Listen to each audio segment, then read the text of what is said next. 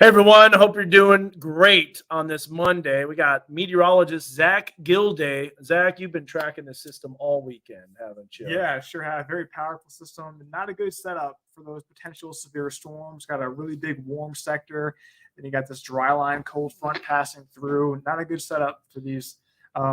The potential for those discrete supercells. Yeah, discrete supercells is what we don't want to see. And I'll tell you what, there's a lot of energy coming in, as you mentioned. A lot of energy, a lot of ingredients coming together.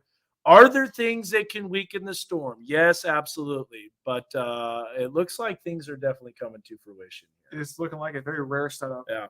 Now you can kind of see behind me, we've got the TV on. Of course, it's national championship tonight in basketball. The Masters happening. By the way, if you're a big golf fan, Masters weather is going to be terrible this week. Not looking good. Flooding possible, right? Flooding potential, heavy rain, thunderstorms. The same front that comes through here stalls out. So let's get to it. I know you got anxiety, as Jeanette says, in Northwest Rogers. And, here's the deal. I know you're having anxiety, especially what happened in Little Rock. And, that was an event where the supercell tracked right over a metropolitan area. Unfortunately, we have supercell potential, but fortunately, we don't know where those are going to track. So there's a chance that maybe they stay in open fields and don't impact any. There's also a chance that maybe storms don't develop. So first of all, let's take a look at the severe weather risk. There's the moderate risk. Now, we had a question on here, and Jacob asked, what are your thoughts of a westward shift on the moderate risk? I personally think that's going to happen. Yeah, definitely. In the newest outlook. It might even issue a high risk too. I have a feeling that this will be going to a high risk tomorrow. Here's why it's not a high risk right now. Number one, they typically don't do that on the day two. Day two is, I don't think there's ever been a day two high risk, if I'm not mistaken. I don't think I've ever seen one. I don't think there has been. So the day two high risk is something that doesn't happen. There's a lot of uncertainty with the amount of storms that the models are producing. And the reason for that is they're terrible with that typically. So damaging winds, large hail, and tornadoes, all a possibility. Flooding threat is probably the least of our concerns with this weather system, just because it moves out so fast. You saw this earlier. This is the latest day two convective outlook. By the way, this will be updated just to let you know. This is going to be updated as we move into our overnight tonight, 1 o'clock in the morning. There's a good chance I'll be up for it too, unfortunately. There's a chance I'll be up, 100% chance I'll be up at 1 o'clock overnight tomorrow night into Wednesday morning. Yeah. So let's give you the details on the timing. I know you're wondering about timing and location. And first of all, if you're asking about individual cities, we don't know exactly where these storms will track, but I can tell you every one of the cities in our weather coverage area is under the threat for not only tornadoes, but also hail potential. That hatched area means the possibility of large hail and a high probability of damaging winds as the storm organizes and becomes more of a broken line of supercells. Now, here's a look at the latest surface map. All right, so we've got a warm front that's lifting northward. The warm front lifting northward means that we're starting to see that moisture and humidity. I'm telling you what, it is going to be so humid tomorrow, especially tomorrow night. You'll be able to sweat outside without even working out. 60 is approaching 70. There's a potential for dew points in the lower 70s. The model's saying, what did it say, 69? Upper 60s. Yeah, upper 60s in Fayetteville. So that means mid to upper 60s in Benton County. Now, here comes some energy. We're starting to see those high clouds lift. This could be a little bit of a round of storms. We already got instability in place. Here's a look at the latest surface map. So what's going to happen is this is called a dry line. It's a boundary between warm, humid air ahead of it, very hot, dry air behind it. Another thing with this storm is that there's going to be some significant fire danger in the Oklahoma and Texas panhandle, and that's in my wife's parents' stomping grounds. My in-laws live in the Texas panhandle. This really reminds me of March 12, 2006. For those that have lived here in March 12, 2006, there was a supercell that came through Benton County, followed by a line of storms that moved through northwest Arkansas. There's a look at the dry line. And notice the models, they don't have a whole lot of instability and they don't have a lot of development. The reason that they don't have a lot of instability is because of all this. What's this, Zach? A bunch of cloud cover. Yeah. Do you buy that? I'm not really buying that. I'm thinking that we're going to be partly sunny. Temperature is going to be warmer than what the models show, and that could produce some of those supercells during the afternoon, evening. And that means more fuel. Now, Yeah. Ryan Vaughn tweeted about this. He's worried about that isolated cell. That does look like a pretty stout cell. Yeah. Because of the cap is a warm layer of air that's aloft that's going to prevent a lot of storms from developing initially. Yep. But that cap could break with the amount of energy that's moving in. And so here's a look at the rest of the surface map. The cold front is going to catch up with the dry line, but the dry line hangs back just a little bit more. And so the Storm Prediction Center is saying a rare event where the dry line acts more like the cold front and storms will develop and be out ahead of the front and then isolated storms. Now, this model has probably the least development out of all the models. Okay. So we're going to look at a different model. I'm going to show you a little bit more timing and a little bit more zoomed in. But before I do that, let's say hi to some comments. Neeb says, how's it going? It's going all right. Neeb has a big old smile too. Elise has a perfect emoji right there. Oof. Yeah. Buckle up, my buttercup. Yep, we're going to be watching close. Tawny Town. If you're watching from Tawny Town, you're under the threat for storms and severe weather. Thanks for covering the storms on Friday in Central Arkansas. I was visiting family in Hot Springs Village. You're very welcome. Gillian, right? It's not Jillian, it's Gillian. We remember that. It's a hard G. How do you think Western Grove will be? Okay, Alexis. You are under the main threat for storms in Western Grove. We know where Western Grove is. It's in extreme northeast sections of Newton County and northwestern Searcy County. Alexis, here's the deal. If you're in a manufactured home, I would be prepared to go to a sturdy structure. Josh Rugger says, heading to bed, ready to go for tomorrow. Josh, thank you so much for your hard work. He did an amazing weather blog. It's got all the information. Go check it out. Zach, you've been grinding as well. In fact, we did a little severe weather run through tonight. Just kind of getting ready, pretending that a big storm was coming through a populated area, so we could bring up the cameras. We can look at the cameras. Speaking of Gravit, we got you covered. Look at this. Here's our Weather Bug Network camera, Andy, that's located in Gravit. We got eyes in the sky in Gravit. We've got storm spotters all around. So what's the timing for these storms? Absolutely. We're diving into that right now, McGalley. So here's what we've got. Overnight tonight, there could be a little bit of isolated development. So this is what is going to be that piece of energy that you saw in the water vapor that could fire off some additional storms. This will be very isolated in nature. It's probably not going to be severe, but maybe a few rumbles of thunder.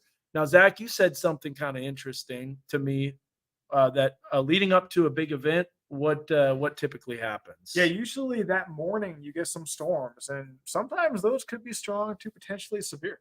When they aren't even predicted by the models. And they just pop up out of nowhere. You usually get some alto cumulus clouds in the morning. Mm-hmm.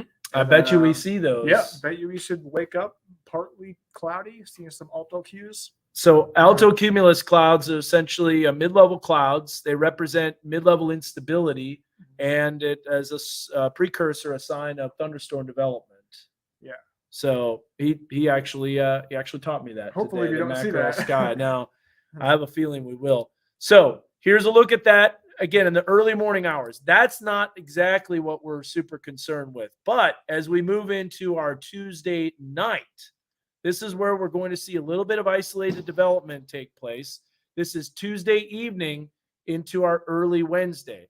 Now, notice how there's not a whole lot of storms developing at this point. That's because the main threat for these storms will be overnight tomorrow night and into our early Wednesday morning. Now, look at the development here. We've got a lot of thunderstorms that are popping up. This includes, as you can tell, a lot of the area. The River Valley may be the least out of the amount just because the energy is lifting north, but also the possibility of storms in the River Valley as well. And then you can see eventually that line makes its way eastward, additional storms popping up. Now, look at the timing here. We're at 4 o'clock in the morning, and that could still bring severe storm potential. In fact, tornadoes in central Arkansas during the morning hours just before 7 o'clock. Going to be a long event, Dan. It's going to be long nights. Long night, early morning. You guessed it, but we're ready. I'm going to have plenty of Baja Blast. We're going to be fueled up. So I know that we've got Chad in here. He's got a recorded Doing Good. It's just what we call bookends for the Doing Good. So let me know when you're set up, Chad, and I'll be silent here for just a little bit. Okay, sounds good. All righty. So back to some of the other stuff here. Here's a look at the storms, and then they're still developing as that energy swings in and that front kind of stalls out. That's another thing I'm concerned about. With the energy lifting north, this front will crash in, but it stalls. Yeah, that could be a boundary. That could be a boundary for additional storms. Yep. Yeah. So here's a look at that risk and then the precipitation timing. See that round in the morning that could happen during the early morning hours? All we have now is at 20% because not all the models are showing this. But as we head into the late afternoon, early evening, maybe a chance of a few storms popping up. Then as we head into overnight Tuesday into Wednesday morning, those storm chances ramp up. But of course, the front moves through, the dew points clear out, and then that's going to lead to a lack of storms. Now, I want to show you this. You ready to go, sir? All right. No, you're fine. You're good.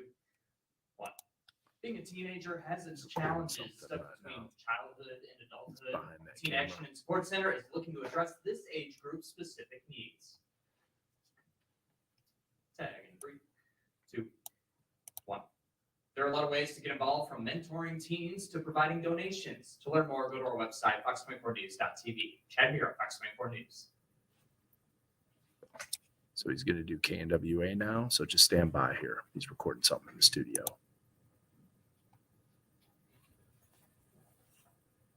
Laura, what time is your work? It says tomorrow, drive home after work will get interesting. If it's after 5, there might be not a whole lot going on. But I think tomorrow night. 3, okay.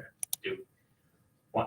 Being a teenager has its challenges stuck between childhood and adulthood. The Teen Action and Sports Center is looking to address this age group's specific needs. Stand by here. He's just almost done recording. That's why I stopped talking. 3, 2, 1. There are a lot of ways to get involved, from mentoring teens to providing donations. To learn more, go to knwa.com.